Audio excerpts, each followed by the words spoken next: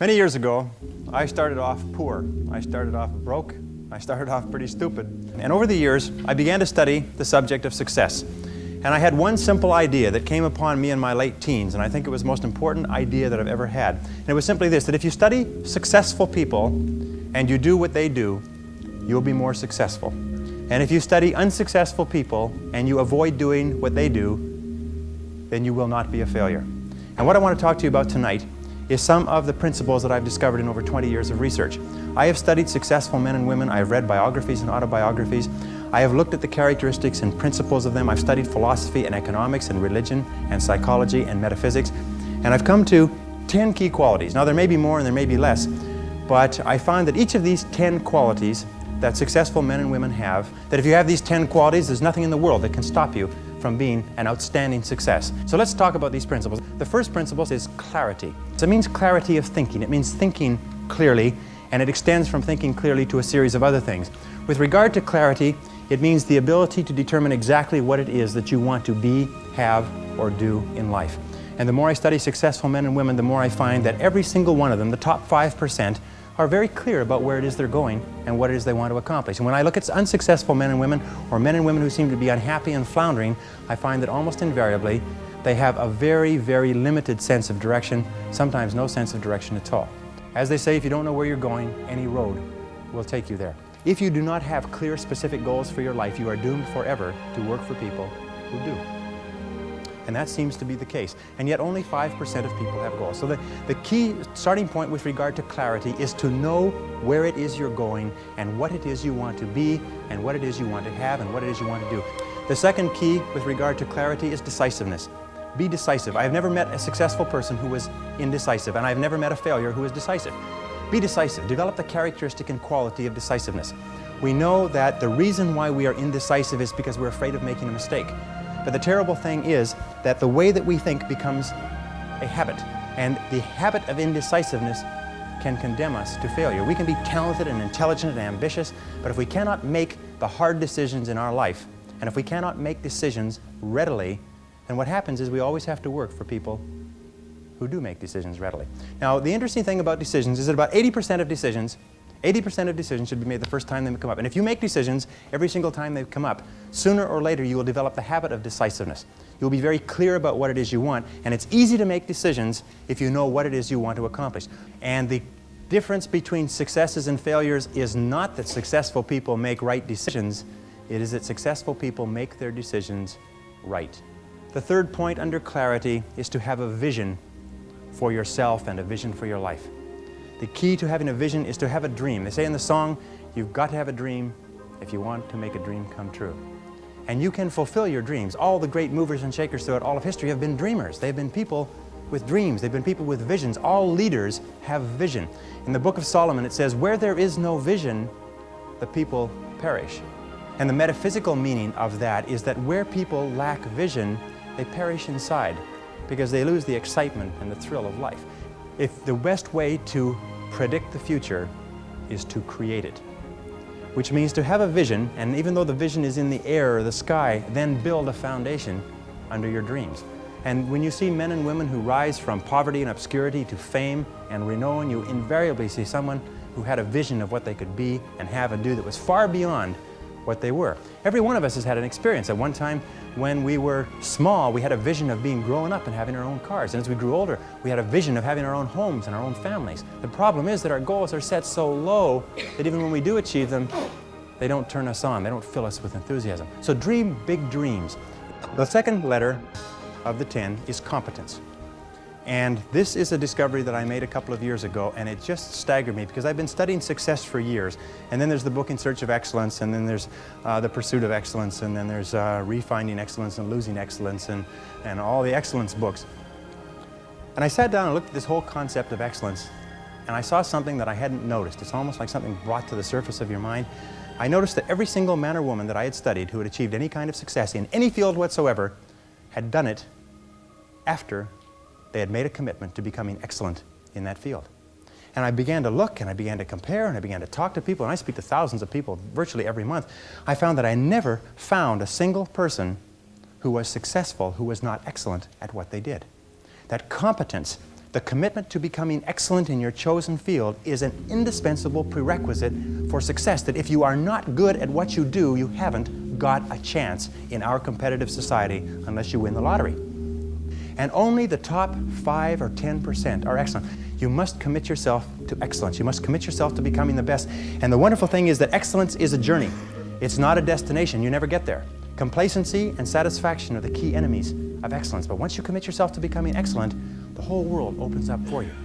A very important point of excellence is this means simply this: do your best every time out and always strive to do it better. Excellence yields opportunities, because when you become good, you open up. It's almost like the Red Sea of opportunity opens up in front of you. When you become excellent, you come to the attention of people, and people try to get you, and they give you more responsibilities and more opportunities. You see, when we do something well, it gives us a feeling of self-esteem and pride. We feel like a winner. But if we do things in an average way, it doesn't give us anything. That's why the companies that have committed to excellence are not hundreds of % better in any given area. What they are is they are 1 or 2% better in 100 different areas. That's the key. You see, you don't have to be a quantum leap different from somebody else. You just have to be a little tiny bit different in the critical areas that make a difference. And you can achieve that simply by making it a goal, setting it as a goal, and working on it. You can become anything that you want to become. The harder you work, the better you get. The average self-made millionaire in America works 12 to 13 hours a day. Works about 60 to 65 hours a week. I'll tell you this with regard to hard work, that in our society you only work 8 hours a day for survival. Everything over 8 hours is for success. And if you're only working 8 hours a day, you're in trouble. If you're only working 8 hours a day, you better have a rich uncle, or you better have somebody else who's going to take care of you, because 8 hours a day only gets you survival in our society. Because it's so competitive that somebody else is working 9, they've got an edge on you. Somebody else is working 10, they've got a bigger edge on you. Every hour over 8 that you invest is an investment in your future, is an investment in your success. And if you put in the hours over 8, whether it's studying or reading or working, if you put in the hours, it will pay off, and it will pay off in spades. It's like throwing seed in the ground. When you throw a seed in the ground, the plant that comes up is not just one seed, it's hundreds of seeds. There's a crop that you put in, but you must put the seed in the ground first. The next letter, C, stands for concentration. Concentration. I think that the ability to focus and concentration are the 2 keys to success in life. You see, in life, there's never enough time to do everything, but there's always enough time to do the important things. Instead of doing what is fun and easy, which is what most people do, you know what they do? They make a list of everything they have to do, and then they start at the bottom of the list and they work on the irrelevant things. At the end of the day, they haven't got anything done. Successful people, peak performers, concentrate on the top items. And remember, anything other than working on the top items on your list is a waste of your time. And time management is not just time management is life management.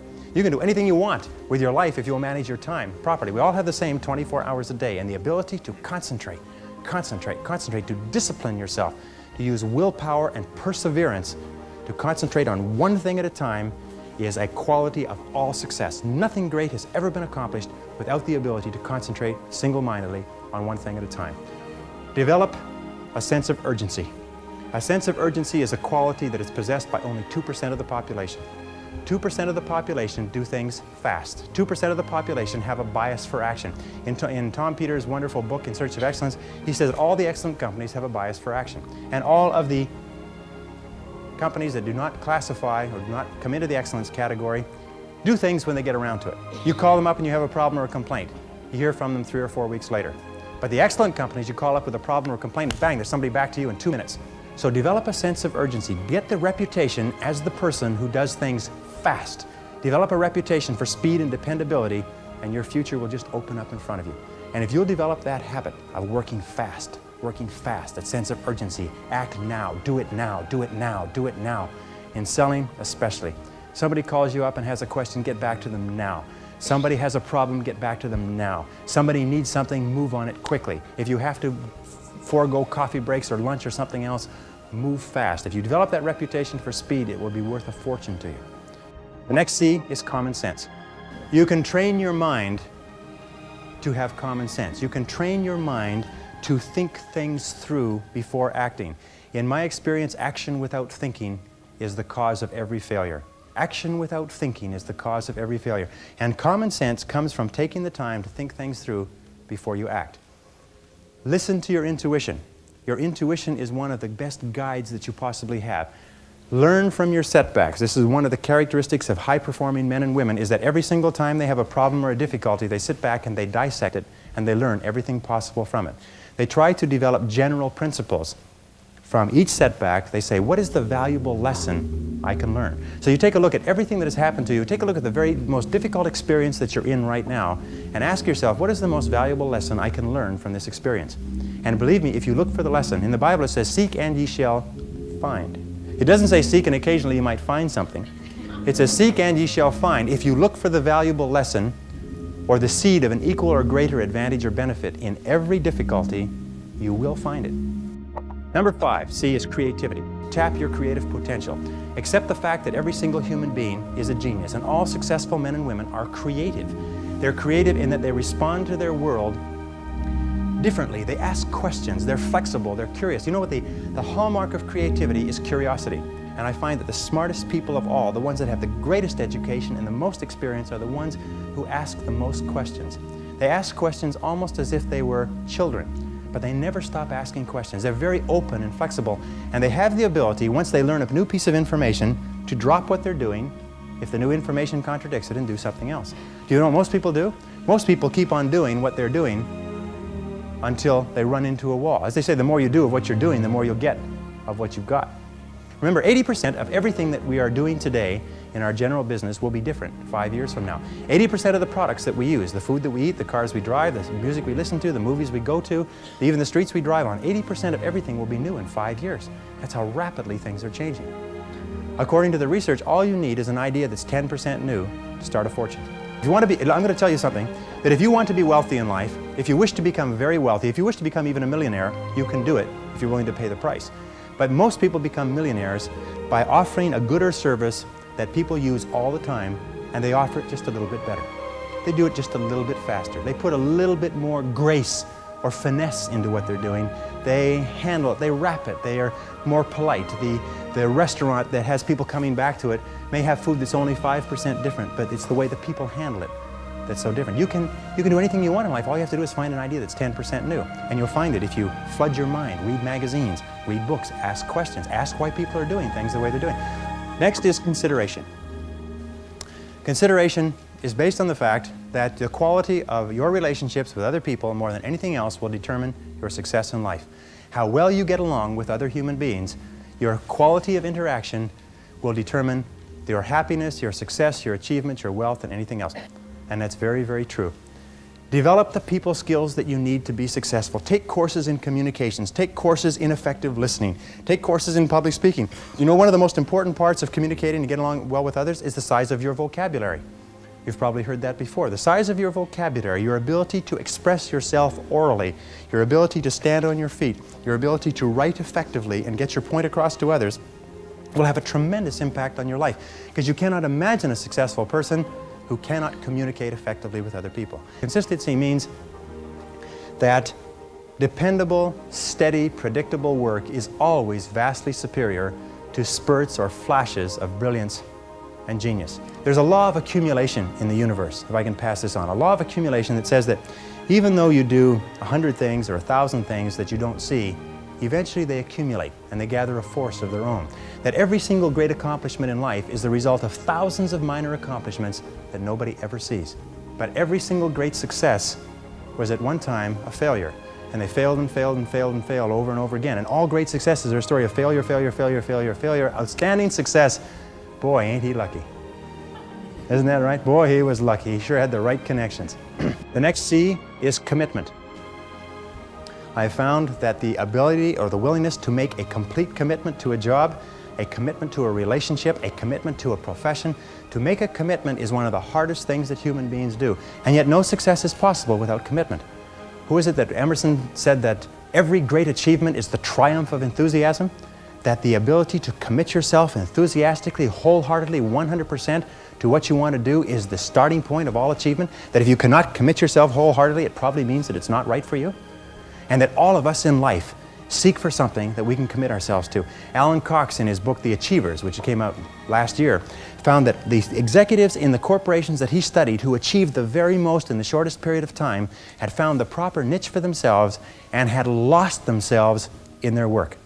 Dr. Shirley Blotnick's study of self-made millionaires. 83 out of 1,500 people became self-made millionaires over 20 years. He found that the one quality that they all had in common was that they picked work that they loved, they specialized in that work, they became very good in it, and they eventually became paid very well for it, and then they held on to the money. Courage is the outstanding quality of all leaders. Courage means that you have the ability, you have the willingness to confront your fears. Because what I found over the years is that brave people, courageous people are not people who are not afraid. They're simply people who master their fears. They're simply people who face their fears, confront their fears. And Mark Twain said it many years ago. He said, with regard to fear, he said, do the thing you fear, and the death of fear is certain. Now, fear and courage tend to be habits. That if you are afraid and you give in to the fear and you back away, it becomes a habit to back away whenever you're afraid or unsure. If you're afraid and you force yourself to confront the fear, it becomes a habit to confront the fear whenever you find something that you're afraid of. And you'll find that most fears disappear when you confront them. Dare to go forward in your life. Dare to go forward in the direction of fulfilling your potential. When I was, many years ago, I was a karate student. I was also a karate instructor, and I competed in 3 international championships. And one of the things that I learned from my best karate instructors, and I studied under 6 world champions, is they told me that when you fight, always move forward. Even if you're only moving forward half an inch at a time, just always move forward. He said when you're moving forward, 100% of your attention is forward. But if you're moving backward, even a half an inch at a time, half of your attention is always behind you and where you're going. So always move forward. Always dare to go forward. Whenever you have a choice of either staying still and playing it safe or moving forward, move forward. Not because you'll necessarily succeed every time, because it reinforces and cements the habit of moving forward. And most people, when they have a choice of moving forward or playing it safe, play it safe. But I think General Douglas MacArthur said there's no security in life, only opportunity. Life is very perverse in a way, because the more we seek security, the less we have it. And the more we seek opportunity, the more we have security. In my experience, the fear of failure is the greatest single reason for failure in adult life. The fear of failure, the fear of making a mistake, of losing our money, our time, our effort, is what paralyzes us and holds us back. But the fear of failure is a habit which can be counteracted by the habit of courage. You know, the best quality in the world that you can develop, and I give it to you because I made it my life's habit to develop this quality. I hope I've got it, but I don't know for sure. But the quality is to develop the quality of being unstoppable. Develop the quality of being unstoppable. Say in yourself that no matter what life throws at me, it'll never stop me. No matter how rough it gets, I will never quit. And nothing will ever stop me. Make the decision that you can be tired, you can be worn out, but nothing is ever going to stop you. That's a wonderful decision. Because then no matter what life throws at you, you pick yourself up. And you say, okay, give it your best shot, as Fonzie says. Nothing is going to stop you. It's a wonderful feeling. It's a wonderful feeling. It's the basis of self-esteem. Well, the last C is confidence. And confidence comes as a result. You see, confidence comes as a result. You don't get confidence out of a bottle. You don't get confidence from a pill. You can't learn confidence in a motivational seminar. You only get confidence by doing certain things over and over again that build a solid foundation within your own mind that you can do whatever you need to do, that you have what it takes to be successful. Self-doubt is the great paralyzer of all activity. We all have self-doubt. And the way we overcome that self-doubt is by doing the things that we would normally back away from. As I say, continue to move forward. Self-confidence begets great achievement. You cannot imagine a successful person with lacking self-confidence. That the wonderful thing is this, and I learned this from a very great man who died recently, is that if you persist until you succeed at achieving a goal that is important to you, and you complete it like a degree in school, or you wrap up a sale, or you make a career successful, you plug into your subconscious mind a success pattern. And then the subconscious mind, running on the basis of inertia, attempts to adjust your words, actions, and feelings to duplicate that success pattern. And that's why they say nothing succeeds like success. That once you've been successful, you have a pattern set down which will enable you to apply that pattern to another part of your work to be successful in that. And the more you succeed, the more this pattern of success is reinforced. And you'll finally reach the point where it's impossible for you to fail if you succeed enough times. Because you will have within you a self-adjusting mechanism that will guarantee your success.